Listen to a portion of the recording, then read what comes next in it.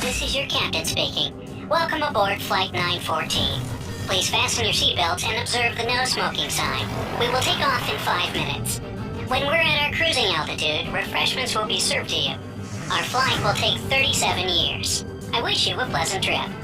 What would you do if you went on a vacation to another city and suddenly found yourself in another country altogether? I guess more adventurous types would even enjoy such a change of plans, but most of us would be confused. Anyway, I bet even the most reckless of adventurers would at least raise an eyebrow if told they'd flown for close to half a century. On July 2nd, 1955, Pan American Flight 914 made its way from New York to Miami, Florida. It was a fine, sunny day, and 57 passengers on board the plane were looking forward to seeing the warm beaches and palm trees of Florida. The plane took off without trouble, but 3 hours later, when it should have already landed at the destination airport, it was nowhere to be seen. Radars of the control tower in Miami didn't show any approaching aircraft, and no distress signals were received either. When air traffic control contacted the New York tower, they got a perplexing reply. Flight 914 just disappeared from the radars in midair. Everything indicated that the plane was lost.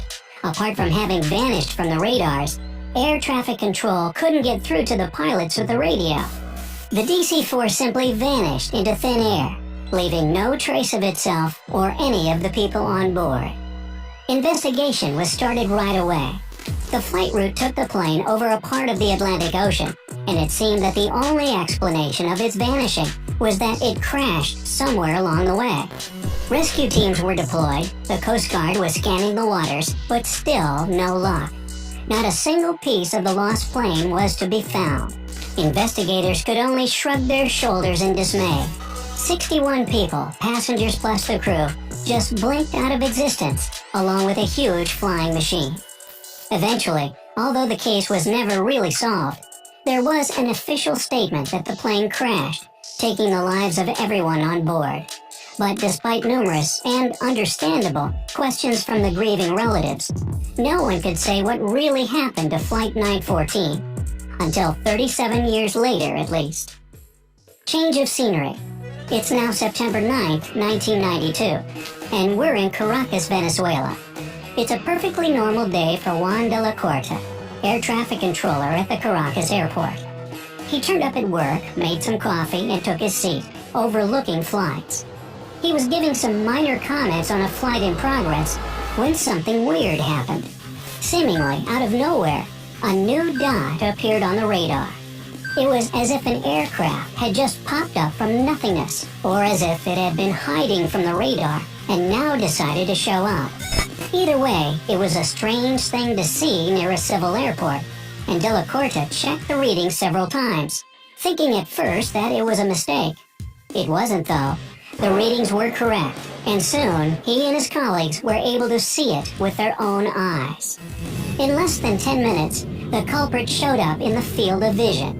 At first, it looked to the air traffic control like an ordinary airplane. But as it got closer, they could see that it was, in fact, a very old DC-4 McDonnell Douglas passenger aircraft, still with propellers instead of modern turbines. Such planes were still in use, but they'd grown obsolete and mostly replaced by more contemporary ones. But that wasn't even the beginning of weird. The real confusion began when the pilot of the mysterious aircraft contacted the tower and asked in English, "Where are we?" As the one in charge at the time, Juan de la Corte replied they were closing in on the Caracas airport and asked where the flight was headed. There was a pause on the other side, and then the pilot answered, "We are Pan Am Flight 914 headed from New York to Miami, Florida, with a crew of 4 and 57 passengers on board." This took the air control completely off guard. What was a Pan Am flight doing 1,100 miles away from its point of destination? And how did it even get there? De La Corte was quick to ask a few more questions to the pilot, and what he heard next baffled him. The pilot said his flight was scheduled to land at the Miami airport at 9:55 a.m. on July 2nd, 1955. Now it was time for the tower to fall into silence. Before asking anything else, not to make matters worse, air control cleared the plane for landing. Della Corta didn't know what to make of the pilot's words. Perhaps he thought he went insane, but that was irrelevant since there were people on board the mystery airplane. He had to make sure they landed safely, and decided he would ask questions when they did. Ground units were immediately called to assist the plane and the passengers, and it landed without trouble. Having relaxed a little bit, Juan finally decided to ask something that bothered him. Did you know today is May 21st, 1992? Another pause that ensued told him it was a huge mistake to say that. As the ground crew approached the airplane, the pilot's bewildered voice on the radio said, "What are you talking about?" When Della Corta heard that, he knew he would have to order security guards to go to the plane and escort the passengers and the crew. However, as they were moving towards the aircraft, the pilot did something nobody expected. Juan heard the flight captain's panicking voice saying, "No, stay away! We're leaving now!" And indeed, he started the engines again and, without waiting for takeoff clearance, taxied the plane to the runway. Juan tried to stop him over the radio, telling him he was creating a dangerous situation, but the pilot didn't respond. He simply drove to the runway, accelerated, and took off. For some time, the plane could be seen in the air. Soon, it only appeared as a dot on the radar, and then it vanished again. No words could describe the shock Juan Della Corta and his colleagues at the air control tower were in. They had just seen an old airplane appearing out of nowhere, the pilot telling them he was headed to Miami, and before they could do anything, it flew away again, only to disappear in thin air like it had been a collective hallucination. No trace was found of that plane ever again, and to this day, no one can explain what happened that morning in Caracas. Smell that? Smells kind of fishy, right? I must say, though, there's much dispute about the credibility of this event. Back in 1985, a tabloid called Weekly World News was the first to cover this story.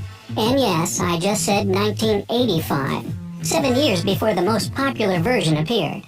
Later, the same newspaper retold the story twice more, only with other details, and with 1992 set as the date of the time-traveling aircraft appearing in the future. The picture of Juan Della Corta, the air traffic controller in Caracas, also differed from the 1985 original, so the story was largely announced fake, and it became sort of an urban legend. However, the legend still lives, and many sources retell it in their own way. Some even go as far as to say that the passengers of the plane eventually returned to their homes, and strangely, none of them looked a day older than 37 years prior, while everyone they knew grew old at a humanly pace.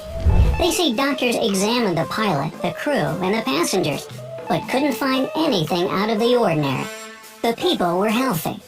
Now this part doesn't look even remotely credible though, because no solid piece of evidence can be found about 61 people returning from a decades-long flight. I mean, come on, wouldn't they have run out of snacks? One thing that keeps popping up on the internet and piquing the interest of paranormal enthusiasts is a small pocket calendar that somehow was left on the Caracas airport runway when the notorious plane took off. The thing about it is that it's from 1955, and it allegedly remains the only artifact of that weird encounter. There are still people who claim the calendar is real, but once again, there's no actual proof of its existence. Ah well, who knows? Maybe it's just a tall tale, an urban legend indeed. Or it could be a huge conspiracy to hide the fact that time travel is possible. I guess we'll never know. Wink, wink.